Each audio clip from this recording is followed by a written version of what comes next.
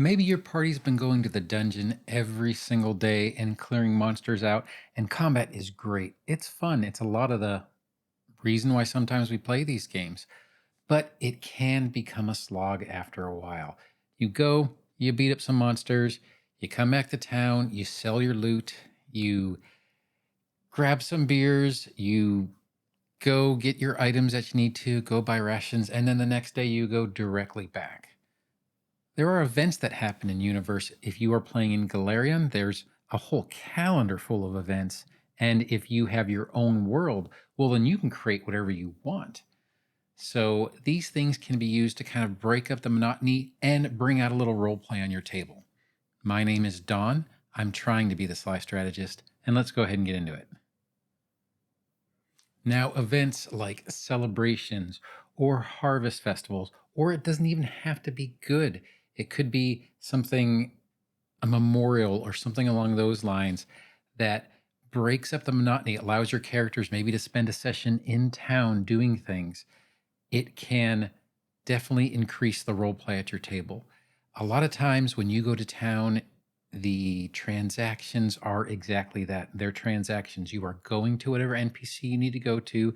You are selling things, sometimes even wordlessly. By that, I mean not even talking to the NPC. You're just telling the GM, I want to sell this, this, and this. How much gold can I get? I get this gold. Cool. I'm going to go here, buy this rune, get that set up, sleep for the night, and then we'll go out tomorrow. You can use celebrations in order to introduce NPCs to your players that they might not interact with otherwise if they are important to your story. That's one way that can definitely help. You can also use these celebrations in order to introduce plot points into your story. Let's say that you've been trying to guide a party to go do a certain quest or a certain thing that they need to do before they move on to the next spot in the dungeon, and they haven't really picked up on the hint. You can introduce an NPC that'll induce a conversation, to give them a clue, to give them a starting point, to give them somewhere to go so that they might further along in the adventure. Or perhaps there's a very interesting side quest that you want to highlight. Well, you could bring the blacksmith's daughter up in order to get in a conversation with one of the players and talk about what's going on, or potentially give that player a warning about what might happen if they continue along the current path.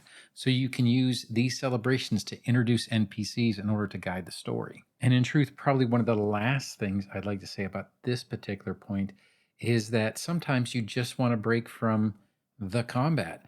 I do not want to kind of deride combat at all. It's one of my favorite things in these types of games is the tactics and the strategy, especially with Pathfinder, just a teamwork oriented game that you want to go do those things. But if this is your sixth session in a row and you have just cleared out a level and you're going to go do it again on another level, well, maybe it'd be nice to take a break. So have the characters come back to town, have them participate in some games that aren't necessarily Pathfinder related. Maybe come up with some DCs for that trying to ring a bell with a hammer thing and see which of your party members can do it. Maybe the extra strong frontliner who has a super high strength score is going to roll poorly, and your gnome cleric is going to miraculously get a nat 20 and they're going to ring the bell. That's something that you can use to bring the party together. You can use it to get some conversation started, and then it can be a running joke throughout the game where if the frontliner doesn't hit if the frontliner doesn't hit the creature, the gnome could say, step aside, I'm going to come in and, we need the strong person in the party to do it. So these are little things that you can do in order to help bring role play in by taking a break from the main line of the story. Now you might be thinking, well, what could we do at these celebrations? If it is a festival day or a happy celebration, well, you could do things like we had mentioned before. Come up with carnival games and then create DCs that would match what it would be. If it is a straight carnival, then you could have maybe a DC 15 to ring the bell, something that a lot of characters are going to be able to do simply because they are adventurers, and even the weak ones aren't really that weak. You could maybe have a crooked carnival, and maybe that could be a little mini story where the DCs are exceptionally high simply because the person who's trying to throw a ball in a hoop, the hoop is misshapen somehow so it doesn't hit normally, or maybe it's mounted on a spring so when the ball hits the rim, then the spring dampens the rebound so the balls don't bounce normally. There are things that you could do in order to make that carnival seem crooked, and it really is just an explanation. You aren't physically doing anything, you're just raising the DC. But you have to explain why you're raising the DC. Maybe it's a somber celebration and a memorial of some sort. And as part of the memorial, everybody is given a black flower or a verse of a poem, and everyone has a different one. And maybe it could be a clue in order to what they're going to do next when they put the lines of the poem together. Or there might have been a note in one of those black flowers that they were given as part of the memorial service. Maybe they'll see a second tier NPC to the big bad guy, and they'll be able to corner them and find out more information. So there are things that you can do in these events, carnivals, memorials, things along those lines that you can use to bring the characters together and have them interact in a kind of unifying type way in order to maybe further along the story.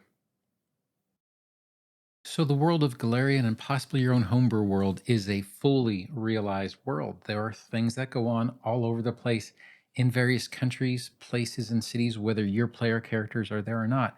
But if they happen to be there, then you can use these things. There is a website, and I'll go ahead and include a link in the comments. But there is a website in Pathfinder Wiki to holidays and festivals, and there are some interesting ones that I found. On New Year's Day, there is Foundation Day if you happen to be in Absalom.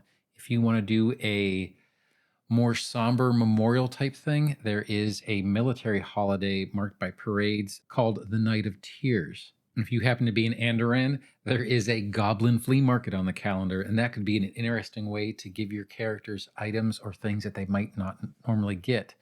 In Andoran, Cheliax, Galt, and Isger, there is a signing day, which is a festival marked by the day these nations gain their independence from Taldor.